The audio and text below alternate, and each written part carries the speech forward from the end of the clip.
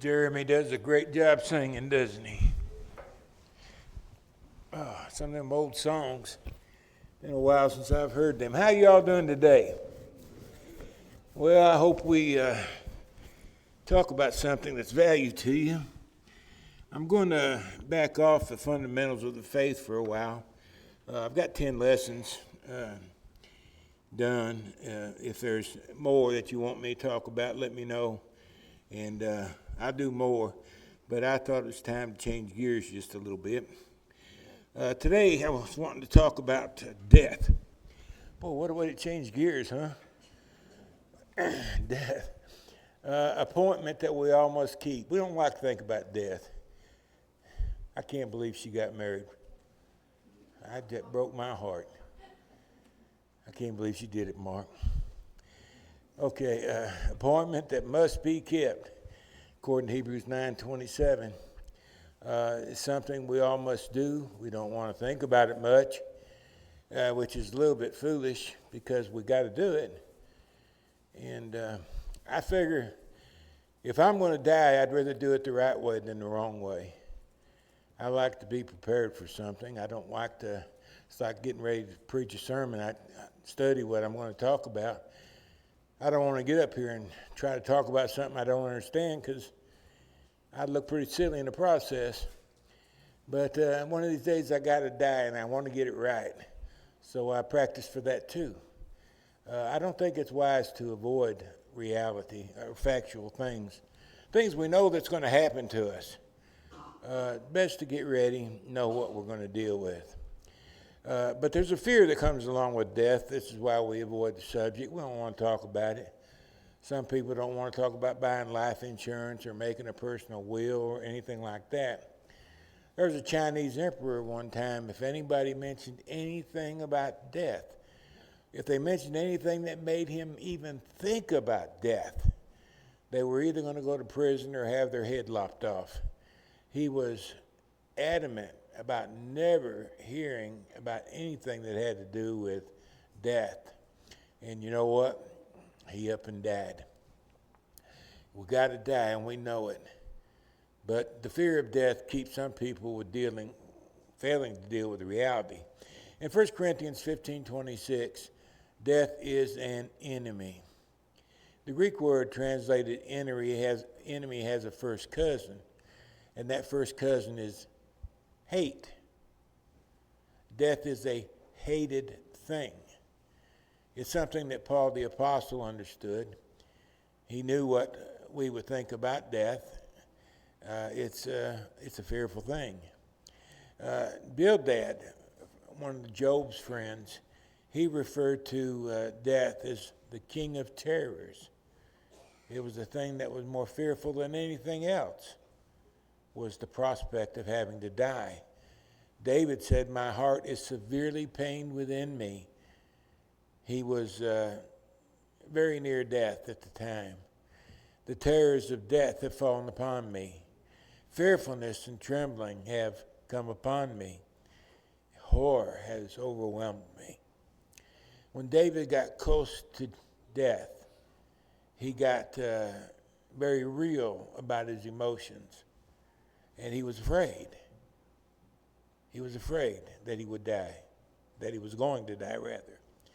In the 116th Psalm, he said, according to NIV, the cords of death, this is like ropes for us, have entangled me, have tied me. I'm bound by the cords of death.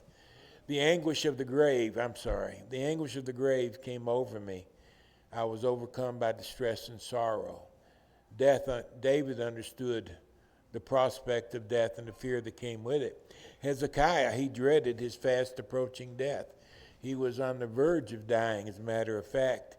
In Isaiah 38 and verse 10, he's quoted as saying, "In the prime of my life, I shall go to the gates of Sheol," death. And I am deprived of the remainder of my years. I got cheated out of the rest of my years. They were accustomed to three score and 10. Hezekiah at this time was probably in his early 40s, and he was being shortchanged the rest of his years because he was going to die. Again, David said in the 18th Psalm, the cords of death compassed me, have bound me. The floods of ungodliness made me afraid. Then there was the release from the King of Terrors. The King of Terrors is a fear that everybody has. Some people say they're not afraid of death. Oh, yes, they are. Everybody is.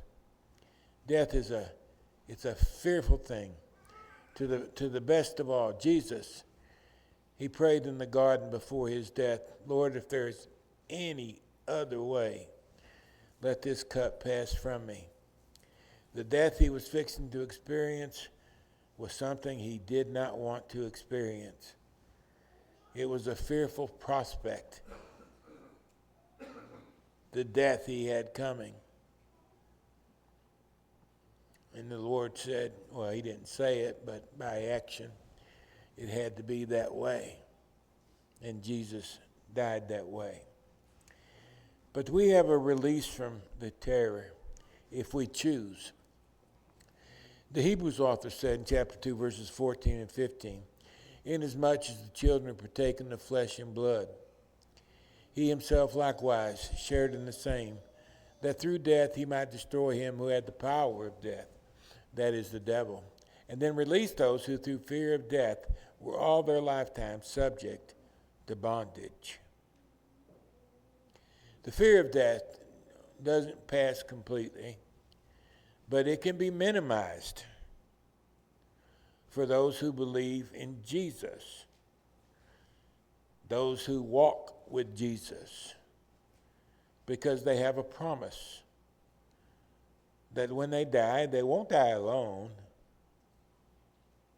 They'll be accompanied by angels. And when they die, they'll have a home with God in heaven, as well as those that preceded them in death among the saints. For the child of God, death, there's a lot to look forward to. But still, there's fear of death that's going to be there. Just because we trust in the Lord doesn't mean we're not going to share in anxiety, at least for a little bit. I've watched people die with their chin up. First person I ever watched die, I'll never forget as long as I live. Just shortly before she passed, I was there visiting with her. And she patted me on the hand. And she said, don't worry, it's going to be okay. I thought, boy, what a goof I am. I went to her house to help comfort her, and she had to comfort me. She had more faith than I had, I know.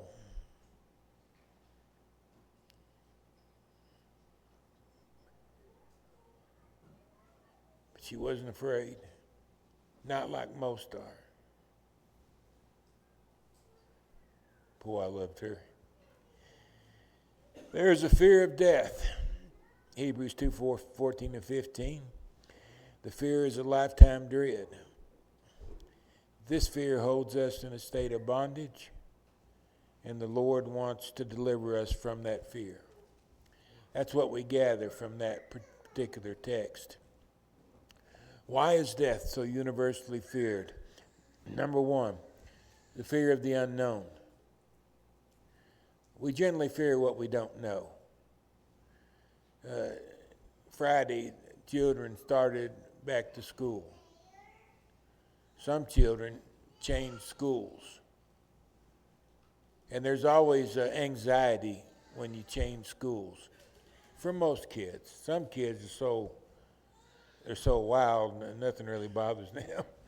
But most kids, when they change from one school to another, there's some anxiety that goes with that.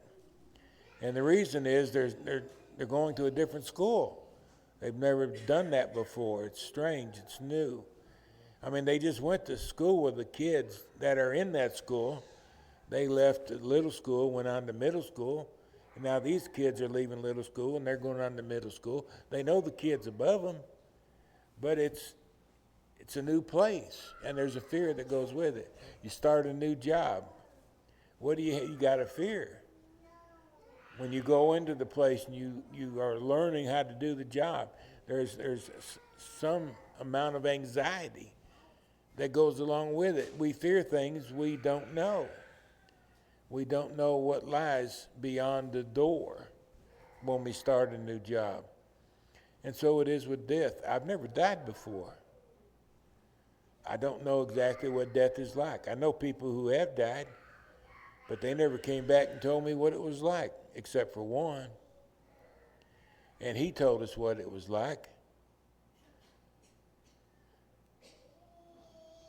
And we believe him. But we still have an anxiety about it.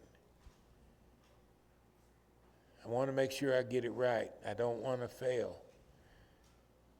I've never done it before. David said, though I walk through the valley of the shadow of death. He made reference to the valley of the shadow of death. In Judea, there's a lot of ravines. They're everywhere around Jerusalem. Jerusalem's up on a hill, and all around the hill, we call them hollers. They call them ravines over there. And down in the bottom of the ravine, down in the bottom of a holler, what do you got up above your head? You got all the trees up there. Okay, the holler's covered with trees. So here you are, you're on top of the ground, and you start over into the holler. And as you go down into the holler, what happens? It gets dark. Why? Because all the trees block out the sunlight.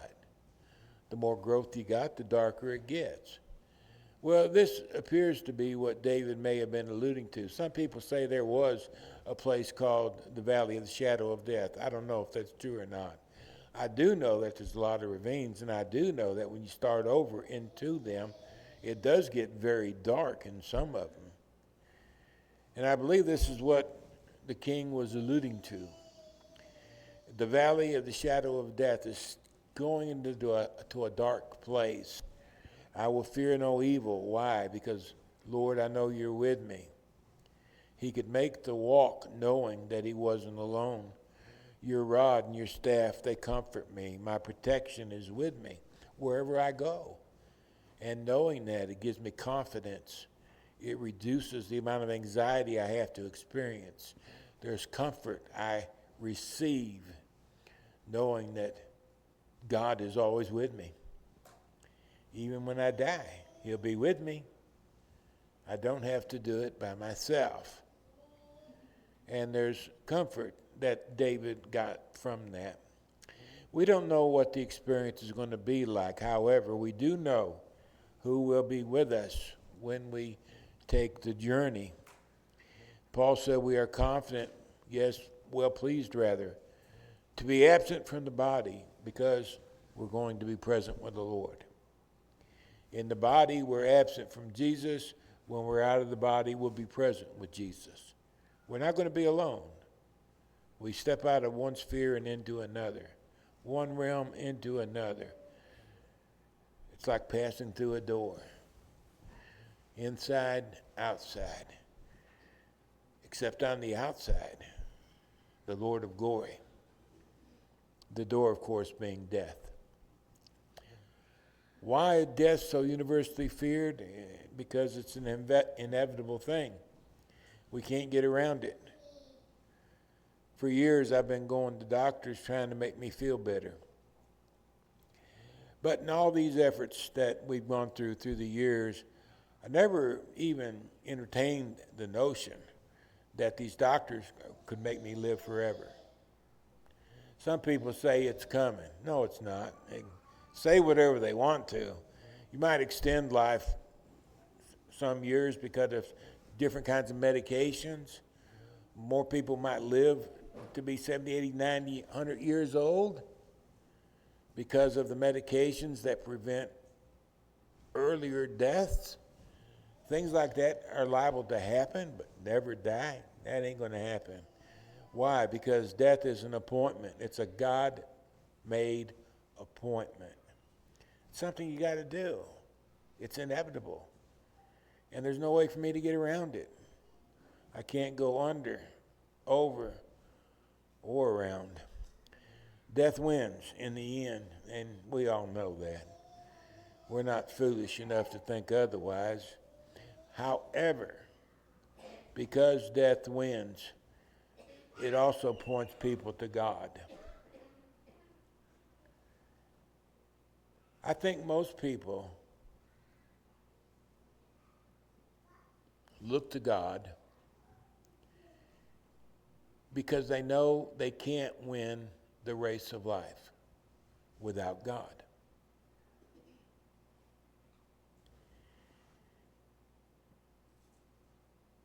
If I want to live on, there's but one way offered to me, and that is through the Lord Jesus Christ.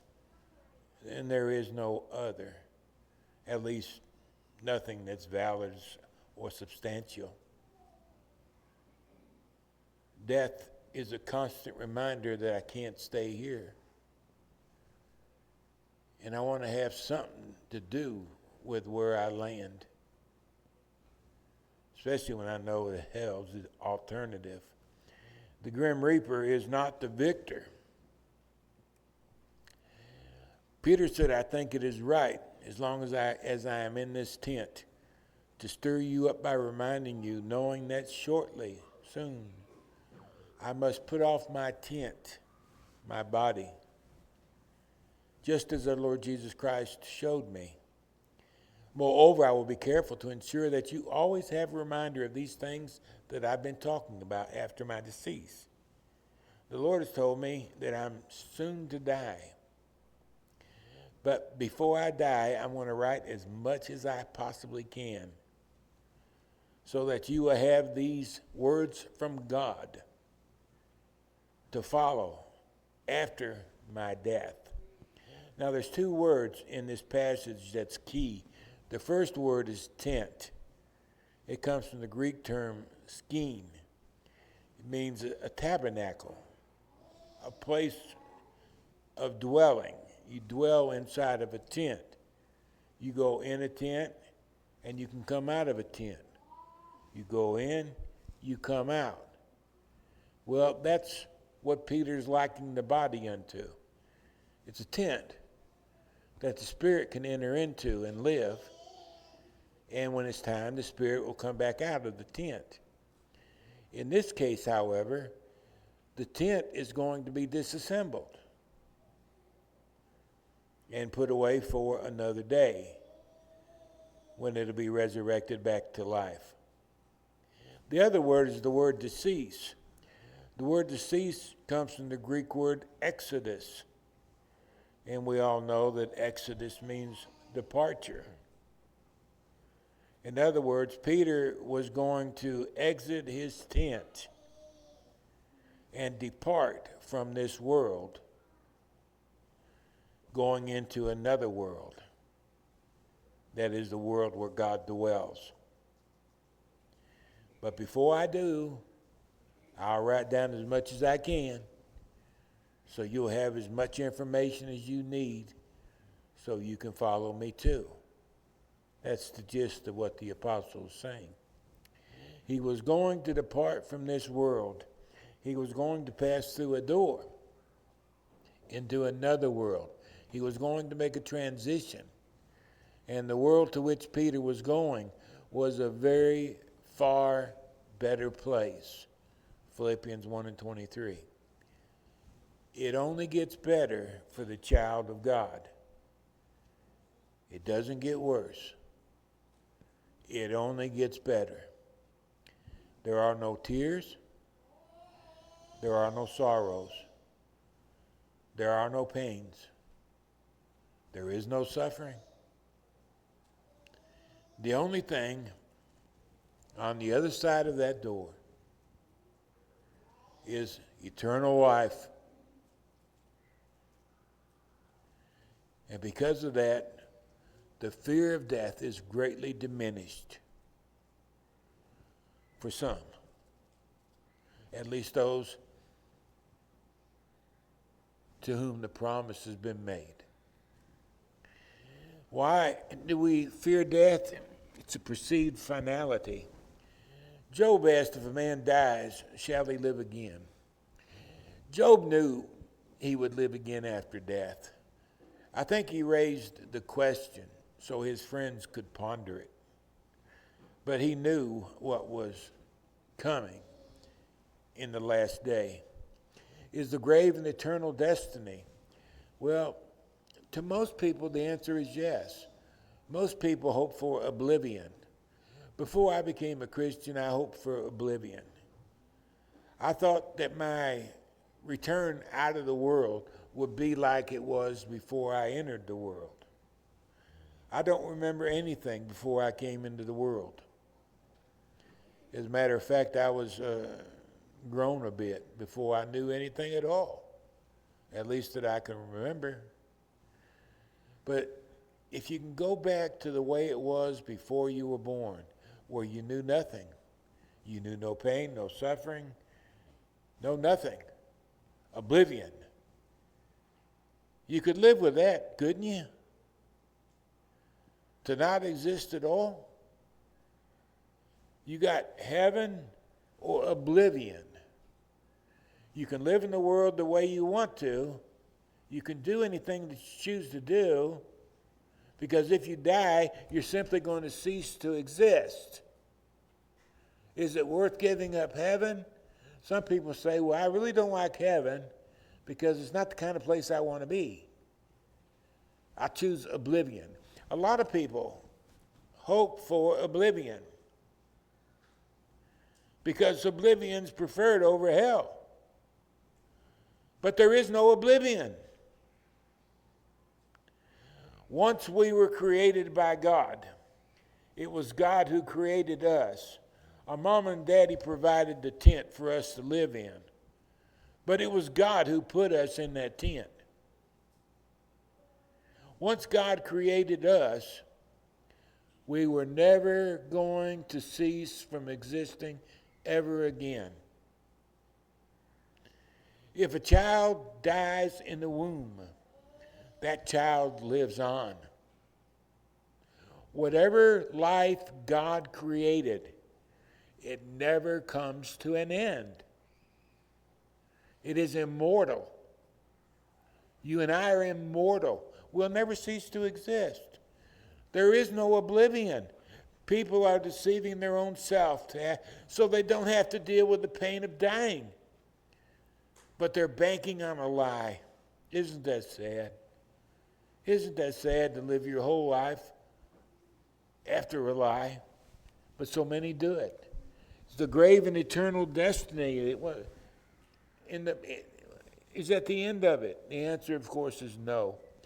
Job came back and he said in chapter 7, verses 9 and 10, as the cloud disappears and vanishes away, so he who goes down to the grave, he does not come up.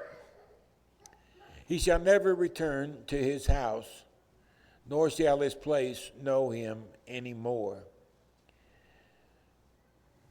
When we die, we're finished with life in this world.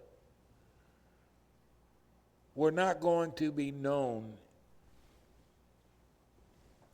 in the church house here again because we're gone. And this is what Job is referring to. Death might seem to be final. It might seem to be everlasting, but it's not. It's not the end. Job finally said, I know that my Redeemer lives, and he shall stand at last on the earth. After my skin is destroyed, this much I know, that in my flesh I shall see God, whom I shall see for myself, and my eyes shall behold, and not another. There'll be my eyes. Oh, how my heart yearns within me. Job knew he would live on after death. He didn't know the details like you and I do, but he knew and he understood that there would be a resurrection of the dead. He didn't know how, but he believed it was going to happen, and he built his life around that belief. We read about the man Lazarus. His sister, Lord, if you had been here, he wouldn't have died. And Jesus said to her, I am the resurrection and the life. He who believes in me, though he may die, he shall live. 2 points to remember from this little statement. Number one, the verb live suggests continued existence. On and on and on and on. It's a present tense participle. It's going to keep on living. In John 8:51, the Lord said, most assuredly I say to you, if anyone keeps my word, he shall never see death. The word death means a separation in the Bible. The death, our death, is the separation of the spirit from the body. Our sister Marie died the other day. What does that mean? That means that she left her body. Her body stayed here. It's still with us. It will soon be planted in the ground. But Marie left that body. And the angels carried her, we believe, to paradise. To live on and on and on and on with God. Death is a separation of the body and the spirit. But there's other kinds of death also. For example, Jesus said, if anyone keeps my word, if anyone keeps his word, they're going to be joined to Jesus. They're going to be joined to life everlasting. If anyone keeps my word, he shall never be separated from life. He shall never be separated from the Lord. That's the significance of what the man's talking about. Those who keep his word are those who inherit the promise. Death is just a transition. We make too big of a deal out of it. I make too big of a deal out of it. We read more into it than it actually is. Death is a transition. It's like stepping through that door from the inside to the outside. That's what death is. In a moment, in the twinkling of an eye, we step out of this realm and into the spirit realm. We don't have to travel through space. We do it right here. When Marie left this world, she did it in a moment. If you ever watch someone die, you see them die, it's in a moment. Sometimes they take a last gasp of breath and they're gone. Stepped out of this world and into the world to come. It's a transition. Death is not a termination. And that's a wonderful thing to ponder. How wonderful to think that our friends, our loved ones live on. That they aren't gone. We can see them again. We can hug them again.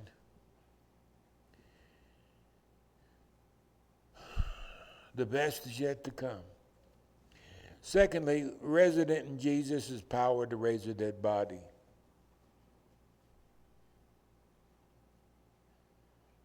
He's the only person that can do it. I watch this program on TV, and there's this doctor.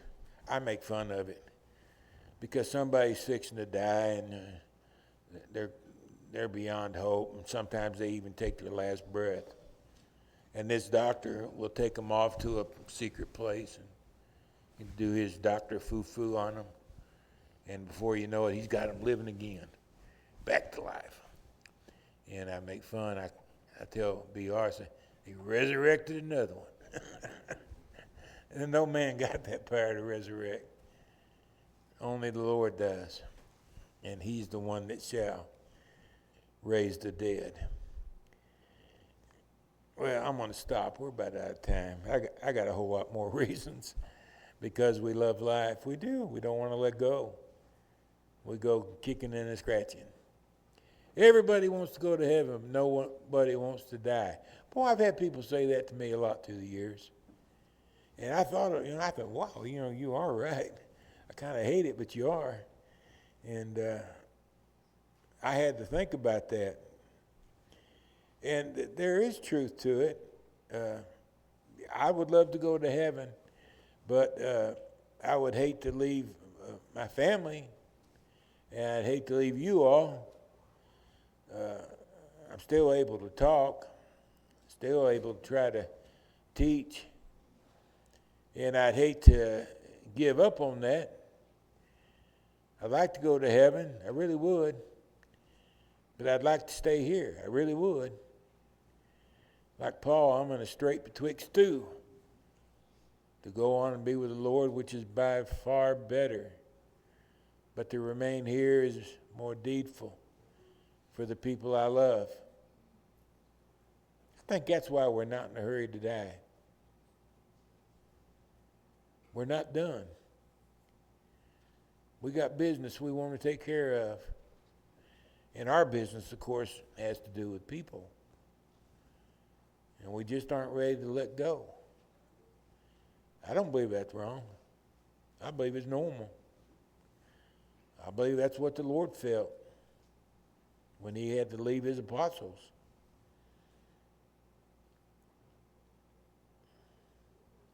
Some may not be a Christian.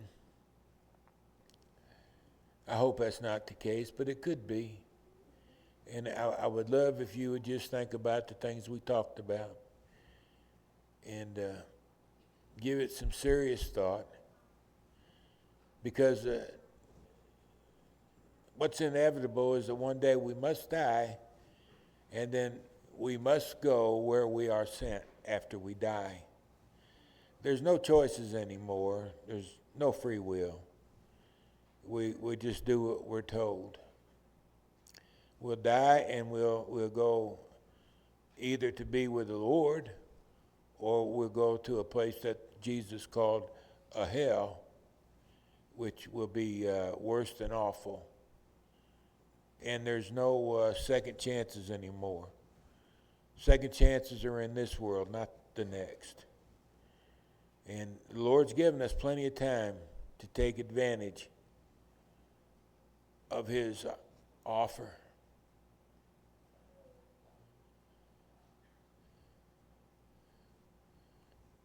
If you don't believe in Jesus as the Son of God, won't you let us help you get to know him? We have Bible classes and we have services like this. And you can learn about him. And if you do, you're gonna like him. You're gonna love him eventually, because he's the greatest man that ever crossed our path. And you get to the point where you can believe in him and you're willing to stop sinning. You can be immersed in water, be born again, become a New Testament Christian. As children of God, we have an obligation to walk in the light. If we do what Jesus wants us to do, then the promise applies to us. But we must do what he wants us to do. That's very important. If you feel like maybe you might be coming up a little short, if you feel like things might be a little amiss in your life, if you feel like you need someone to pray with you to God, we hope you'll come while together we stand and sing.